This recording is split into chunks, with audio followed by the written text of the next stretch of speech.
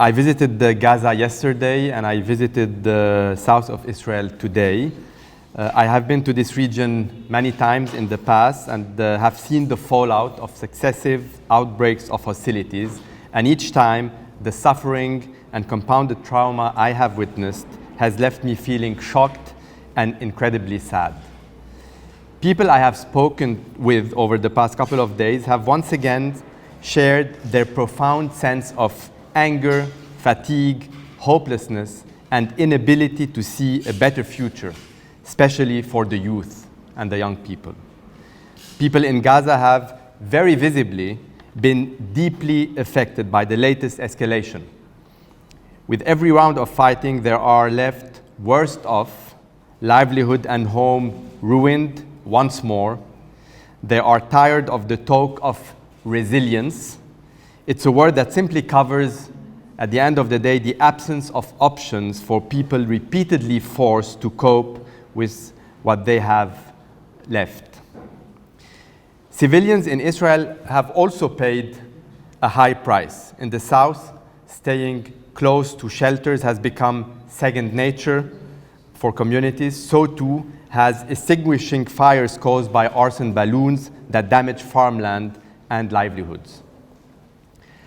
The psychological impact of the different cycles of fear and destruction on both sides of the Gaza fence reverberates for years among children and adults alike. In Gaza, a whole generation of youth has grown up knowing nothing but closed borders and repeated series of hostilities. Imagine 48% of the population in the Gaza Strip are below 18.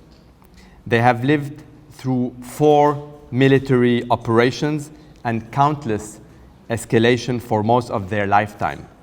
They need a glimmer of hope, a future to look forward to.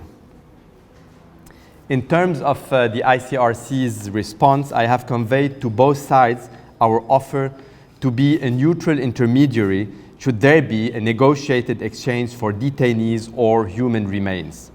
Families have the right to know, to grieve, and to move on with their lives.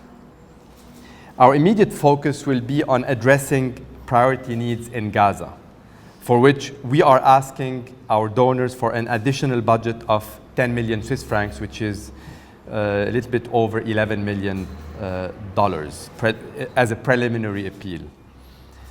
Some example of what our teams are doing right now on the ground. We have an ICRC surgical team recently arrived in the Gaza Strip, operating in Al-Shifa Hospital, and one of our priorities is to bring in extra medical supplies to support an already fragile health system under immense strain, as you know, which is also simultaneously coping with the spread of COVID-19, which of course is very different in the Gaza Strip than in the rest of Israel and the occupied territory. ICRC teams are assisting families affected by destroyed houses, water and energy repairs, and we are also focused on long-term needs like rebuilding infrastructure and crucial mental health support, which is always the invisible part of the conflict, but that stays longer as time goes by. We are already supporting repairs of the water systems, wastewater systems and power networks, and want to increase this assistance to ensure a continuity of critical essential services for the population. We will also continue to support our partners from the Red Cross, Red Crescent movement, notably the Palestine Red Crescent Society and the Magen David Adom, to whom I would really like to pay tribute. Their staff volunteers have been doing an amazing work on the ground during the most intense phase of the recent escalation. Very clearly, humanitarian aid may prevent the collapse of some essential services in Gaza, but it is not a sustainable solution.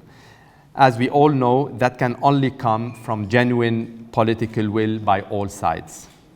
Fundamentally, the recent cycle of hostilities has shown that the Israeli-Palestinian conflict is no closer to a lasting solution.